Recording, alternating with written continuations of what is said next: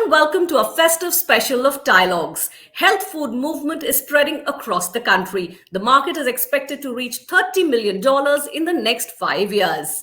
With Diwali around the corner, healthy food gifting is the flavor of the season. To talk about the latest trends in this sector, we have Sattviko's Prasoon Gupta with us today. Welcome, Prasoon.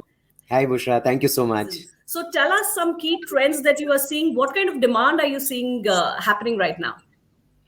So, I would basically specify three different trends. I think first, from the corporate side, I think the demand is moving towards giving them some sort of products which basically are not just like one-time usage products.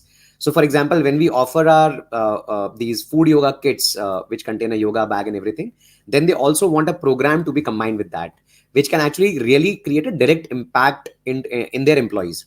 So that's very important for them, that it should not be a one time gifting experience. And obviously these are the kind of people who have larger budgets. They would typically spend about 3 to 4,000 easily for one gift product, and which they give to their employees, because it's a very important occasion for them around the year. I think the second very important trend that we see is that a lot of the companies which were not focusing on gifting, they have actually started also considering this option, because earlier in a lot of smaller companies they used to either throw a feast in their office and basically give some cash. I think now there is a trend that a lot of these people want to combine some food products with the other stuff that they would basically give. And I think the third trend that you would see in about 3-4 years back, the Amazon coupons had really started picking up well, where people wanted to just kind of give a coupon and get away from the responsibility of trying to choose the gift. But I think now people have realized that it doesn't create an emotional connect.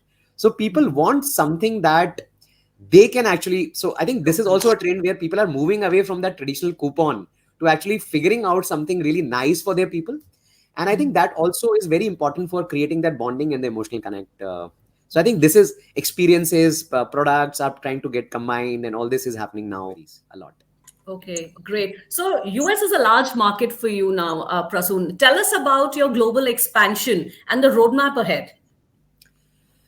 So it just happened a little naturally that we started expanding in the US just before COVID. And I think during the COVID, there was a surge in demand over there. So I think US started becoming very, very important for us. And I think there are about 300 million people who do yoga globally every day. Out of that, about 60 million are just in the US. So when we actually position our products at a store, like at a large retail store like a Walmart or a Target, you would see that there are specific sections that these retailers have created just centered around yoga.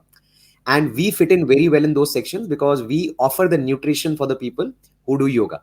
So I think there is a very, very huge demand globally of not just yoga, but nutrition around yoga as well. And we are actually trying to fill up that gap by offering people the products coming from the birthplace of yoga, the authentic yogic food yoga products. Okay, so tell us your distribution model. When we talk about offline and online model, you're present in both the models. What is working better?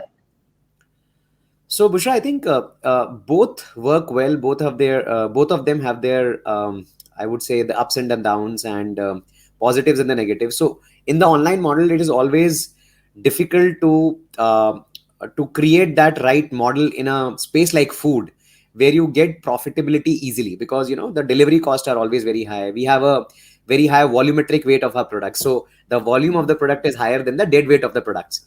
So to basically justify the logistical cost, the minimum order quantities have to be higher, and of course that is kind of reached in a not a very short span of time. So obviously it's a very good loyalty driving channel. You get the data of the customer. We are able to innovate more because we are able to predict the demands and also the behaviors of the customer. But again, in a country like US, where people still want to go offline and do shopping with their family on the weekends, which is like a fun activity, offline is still very, very huge in those markets. In India, the shift has moved a lot. The shift has happened a lot towards the hyper local deliveries, which we see now happening in our country, at least in the metro cities now a lot. Okay. Okay. Prasoon, you've been associated with Delhi NCR for some time now. Tell us how this association has helped you in your entrepreneurial journey. So Bushra, I think I can go on for a day to basically say anything about that. And I would specifically want to mention Gitika, who's the head of TiE Delhi NCR. She has been phenomenal in creating that entire ecosystem in the country. And personally, I got associated with TiE Delhi NCR when I was still in my final year at IIT about 13, 14 years back.